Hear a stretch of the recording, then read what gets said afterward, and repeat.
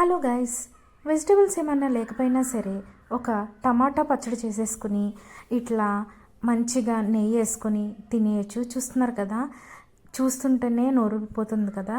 ఈ ప్రొసీజర్ని అయితే చూసేద్దాం. ఈ పచ్చడి అయితే నాకు మా చెల్లి నేర్పించినప్పటి నుంచి కూడా చాలా ఫేవరెట్ అయితే అయిపోయింది.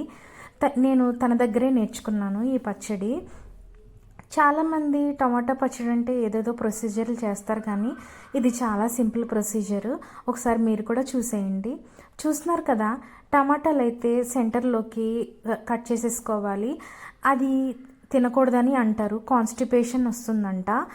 ఇదిగో చూస్తున్నారు కదా, కట్ చేసిన టమాటాలన్నీ ఒక సైడ్కి అయితే పెట్టేసుకుని ఒక 4-5 పచ్చిమిరపకాయలు అయితే కట్ చేసేసి కూడా పెట్టుకొని ఒక బాండీలో ఆయిల్ అయితే వేసేసుకుని ఆ కట్ చేసిన పచ్చిమిరపకాయలు అయితే ముందు వేసుకుని దాని తర్వాత టమాటాలు కూడా వేసేసుకుని కొంచెం ఫ్రై చేస్తూనే ఉండాలి.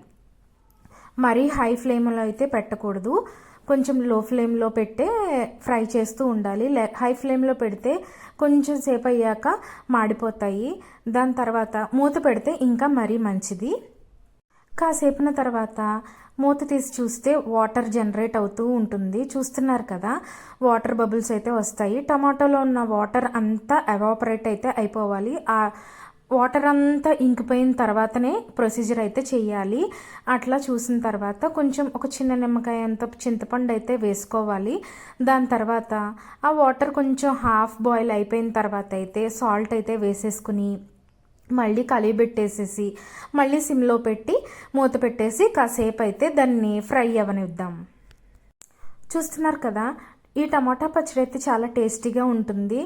ఒక్కసారి టేస్ట్ చేస్తే మీరే చూస్తారు. ఇదిగోండి, టమాటా పచ్చడి అయితే మ్యాక్సిమం అయిపోవచ్చింది. ఆయిల్ అనేది కొంచెం పైకి తేరుతూ ఉంటే మన టమాటా పచ్చడి అయిపోయినట్టే. లాస్ట్లో కొంచెం కారం వేసేసుకుని కొంచెం కలిగిపెట్టేసి ఒక 2 నిమిషాలు, 2 నిమిషాలు అట్లా పెట్టేసేసి సిమ్లో కొంచెం కలిగిపెట్టేస్తే మన టేస్టీ టమాటా పచ్చడి అయితే రెడీ అయిపోతుంది. అన్నంలో కొంచెం నెయ్యి వేసుకుని ఈ టమాటా పచ్చడితో అయితే తింటే సూపర్ అయితే ఉంటుందండి. ఇలాంటి మరెన్నో వీడియోస్ కోసం please like, share and subscribe guys. Thank you.